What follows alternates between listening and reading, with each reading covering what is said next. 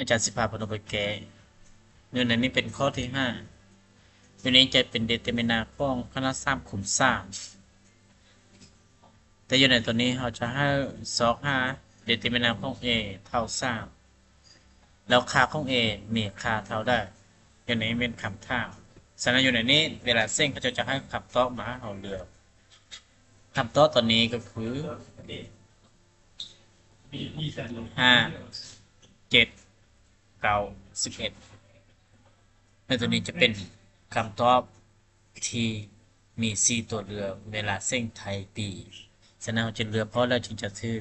ฉะนั้นถ้าเราสังเกตอยู่นี่เป็น1 3 2 0 3 0 4 0 A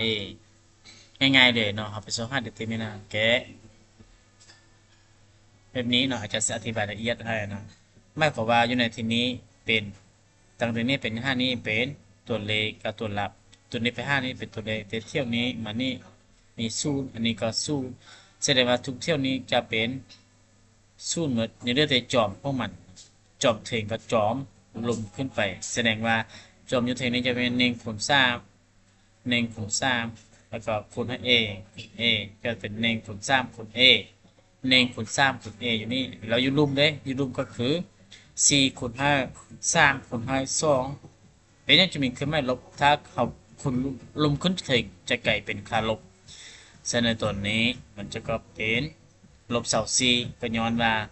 4คูณ3เป็น12 12คูณ5 2เป็นเสา4ในตัวนี้คูณ5 1คูณ5 3เป็น3คูณ5 A เป็น3 A จึงเท่ากับ3 A ลบเสา4แต่ซึ่งในนี้เดเตอร์มินาของ A นี้จะเท่ากับ3ฉะนั้นเราจึงได้ค่าของมันแม้น3A ลบเสา4เท่า3เอาใหญ่เสา4ในข้างฝากกลายเป็นเสา7เนื่องจากว่าเสา4บวก3กลายเป็นเสา7ฉะนั้นเราจึงโทษได้ค่าของ A แม้นเสา7ส่วน3เท่ากับ9แสดงว่าเราได้อยู่ในนี้เป็นเราขับรอบในข้อของ